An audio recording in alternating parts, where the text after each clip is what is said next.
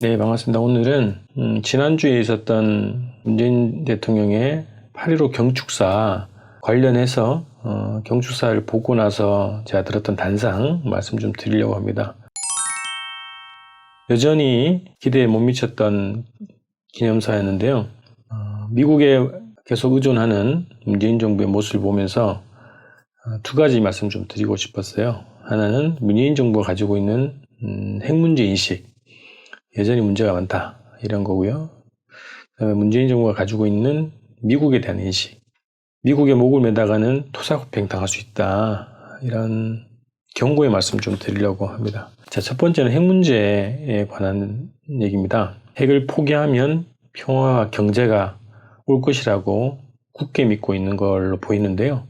자, 현실적으로, 그리고 지금 우리가 눈앞에 보고 있는 과정을 보면 역설적이게도 북의 핵이 북미 직접 대화를 만들어냈죠. 그리고 극단적으로 치닫던 한반도의 긴장이 완화되는 효과를 얻었습니다. 핵의 국제 정치학이 그런 거죠. 역설적이게도 기울어진 운동장, 일방적인 관계를 평평한 관계, 평등한 관계로 만들어주는 것이 핵의 국제 정치학입니다. 그것이 핵의 정치적 위력이 아닐까 싶고요. 자, 군사적으로는 양쪽이 어차피 써먹지 못할 핵이 되겠죠. 자, 미국의 핵과 북의 핵은 물질로서는 같죠. 핵이라고 하는 그 물질의 속성으로는 같은데 정치적으로 매우 다릅니다. 이유는 그것을 무엇을 위해 어떻게 쓰려고 하는가가 다르기 때문이죠. 미국은 세계 패권, 지배를 위해서 독점을 누리려고, 핵 독점을 누리려고 하는 거고요. 북한은 그것을 깨야 체제를 지키고 한반도 평화를 지킬 수 있다. 그리고 나아가서 세계 평화를 지킬 수 있다. 이렇게 보는 겁니다. 자, 이런 현실에서 문재인 정부가 북한 비핵화에서 평화 경제가 온다, 이렇게 주장하고 있는 거죠. 자, 얼마나 순진하고 비현실적이고 대단한 착각인가. 저는 이것을 빨리 깨닫는 게 중요하다. 2년 넘어가고 있는데 답답합니다. 자, 그리고 미국은 평화의 사도도 아니죠. 미국의 핵이 평화를 지켜주는 것도 아닙니다. 또 북한의 핵이 한반도 분단의 원인도 긴장의 원인도 아니고 한반도 핵 문제의 본질도 아닙니다. 남북관계 발전의 걸림돌도 아닙니다. 핵 문제가 남북관계 발전의 걸림돌입니까? 그럼 핵이 없었을 때는 남북관계가 통일로 갔습니까? 그렇지 않죠. 자, 핵의 정치학, 한반도 핵 문제의 본질에 대한 정확한 인식을 가져야 남북관계를 순리대로 풀어나갈 수 있다. 이것에 대한 인식을 정확히 가지는 것이 평화 경제, 남북 경협, 그리고 그것을 통해서 일본을 이길 수 있는 힘이 생길 수 있는 거죠. 그래서 핵 문제에 대한 인식을 바로 가지는 것이 가장 중요하다, 이런 말씀 드립니다. 두 번째로 문재인 정부가 가지고 있는 미국에 대한 인식. 미국이 대한민국의 우방인가요? 한미동맹이 한반도 평화를 지켰는가? 이런 착각을 우리가 깨자, 이런 겁니다. 자, 미국은 트럼프 행정부가 들어와서 아주 노골적으로 얘기했죠. 아메리칸 퍼스트. 미국이 최우선입니다. 모든 국가가 마찬가지로 상식적으로는 자기 국익이 우선이죠. 그래서 미국이 선한 감정으로 한미동맹을 지키기 위해서 헌신하고 있다. 이런 대단한 착각입니다. 국제사회에서 특히 자본주의 질서가 주도하는 이 판에서는 사실이 아닌 거죠. 자, 그래서 미국은 아메리칸 퍼스트를 국책으로 하는 패권 국가. 그들에게는 식민지 그리고 하위 동맹이 있을 수는 있어도 동등한 동맹은 없습니다. 유일 패권을 누려왔고 그것을 강제해왔고 그것을 지키려고 하는 것이 미국입니다. 미국의 본질입니다. 미국이 이 땅에서 원하는 것은 한반도 평화도 아니고요. 오로지 미국의 패권 유지, 확장, 그리고 안정적인 수입원입니다. 그것이 냉정하고 엄연한 진실이죠. 한미동맹은 없습니다. 미국의 패권만 있을 뿐이죠. 자, 북미 대화가 잘 되면 남북관계도 잘 풀릴 것이다라고 하는 것이 문재인 정부의 대단한 착각인데요. 미국은 그럴 생각도 없습니다. 북미 관계가 잘 풀린다고 해서 남북관계가 잘 풀릴 수가 없습니다. 북미 관계를 일정하게 발전시키면서도 남북관계를 자기의 손아귀에 틀어주려고 하는 것이 미국의 생각입니다. 자신의 통제 가능한 범위에서 생색을 내고 싶어 하죠.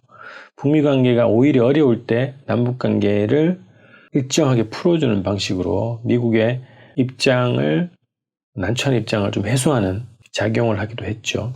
자신의 통제 가능한 범위에서 남북관계를 풀어질지언정 결코 소나기에서 놓지 않으려고 하는 것이 미국의 입장입니다. 그래서 북미관계 아무리 잘 풀려도 남북관계가 자연스럽게 풀리진 않는다 이런 겁니다. 그래서 우리가 문재인 정부의 독자적인 판단, 독자적인 행보, 자주적인 입장, 그리고 국익을 생각하는 독자적인 판단과 결심과 추진이 필요하다 이런 것을 계속 강조하는 겁니다.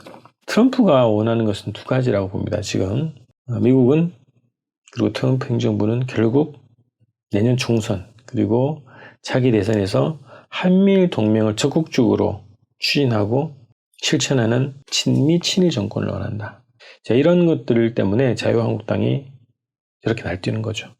자, 문재인 정부는 친미 정부이긴 합니다. 그러나 반일 정부라고 하기는 좀 그렇죠. 아까 비일 정부라고 할까요? 일본에 대해서 비판적인, 최소한 일본에 대해서는 좀 역대 정부와 다른 입장을 가지고 있는 정부라고 볼 수 있죠. 그런데 결국 미국은 자한당을 밀어줄 겁니다. 문재인 정부에서 최대한 뽑아먹고 자한당을 밀어줄 겁니다. 트럼프가 지금 내밀고 있는 여러 가지 청구서를 보십시오. 6조가 넘게 달라고 하는 거 아닙니까? 전략자산 투입 비용, 한미 합동 군사훈련 비용, 호르무즈 우리가 어디에 붙어있는지 잘 듣지도 못했던 호르무즈 해협의 파병 비용, 뭐 여러 가지 또 비용을 내라고 하는 거 아닙니까?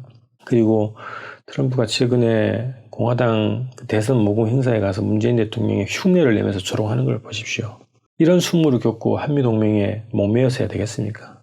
아무리 개인에 대한 조롱, 문재인 대통령 개인에 대한 조롱이라 하더라도 그것은 우리 민족, 우리 국가에 대한 모욕이고 조롱입니다. 그래서 문재인 정부가 한미동맹이라는 주술에서 빨리 벗어나야 합니다. 그래서 실리를 찾아야 합니다.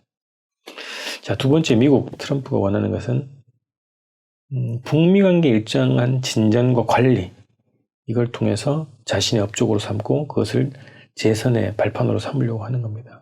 오로지 그 목적이 최고의 고민이고 최고의 과제입니다. 한국, 남북 관계에 절대 관심 없습니다. 한국에 대해서는 최대한의 이익을 빼내야 재선에 도움이 되겠죠. 자, 내가 동맹국들한테 이만큼 돈을 벌어왔다. 자신의 지적이 중요한 것이죠. 남북 관계가 중요한 것이 아니고 한미 동맹이 중요한 것이 아닙니다. 북미 관계는 진정과 통제 관리를, 한미 관계는 더욱 외속적으로 한미일 동맹을 구축해서 북미 관계 변화 이후를 대비하라는 것이 미국의 작전이고 미국이 원하는 바입니다. 그래서 미국에 대한 정확한 인식을 가져야 될 필요가 있다는 거고요. 그래서 마지막으로 문재인 정부 그리고 이해찬 당대표를 비롯해서 집권 세력 내에서 장기 집권을 얘기했죠. 장기 집권을 해야 지금 한반도 평화 공조의 이 흐름을 지속시킬 수 있다. 이런 얘기를 했는데요. 말로는 되지 않습니다. 유일한 방법은 남북관계 개선밖에 없습니다. 자, 한일관계 문제, 한미관계 문제, 정부의 구상과 의대도로 되게 굉장히 힘든 구조입니다. 그런데 이것을 넘어설 수 있는 유일한 힘은 남북관계에서 나오는 거죠. 장기 집권할 수 있는 방법. 장기 집권이 민주당 장기 집권이 될지 아니면 평화 통일 개혁 세력의 장기 집권이 될지 알 수 없습니다만 어쨌든 남북 화해를 추진하는 그리고 통일을 추진하는 세력의 장기 집권의 유일한 방법은 남북관계 개선하는 방법이었습니다. 그래서 그것도 빠르게 전격적으로 본격적으로 전면적으로 진행해야 됩니다. 그게 바로 올해입니다. 시간을 놓쳐서는 아무것도 되지 않습니다. 아무것도 하지 않으려는 정부가 말하는 평화경제가 공허한 이유입니다. 이번 8.15 경축사에서 실망한 건 그거죠. 구체적인 계획이 없어요. 장밋빛 미래, 평화경제의 중요성, 가치 이런 얘기를 했습니다. 말의 성찬에 끝나면 안 되죠. 그래서 아무것도 하지 않으면 뭔가를 하지 않으면 아무 일도 일어나지 않는다 이런 말이 있지 않습니까? 정부가 이 말을 좀 새기고 남북관계는 빠르고 전격적으로 본격적으로 전면적으로 지금 시작하는 것이 필요하다 이런 말씀입니다. 다음 방송에서 뵙겠습니다.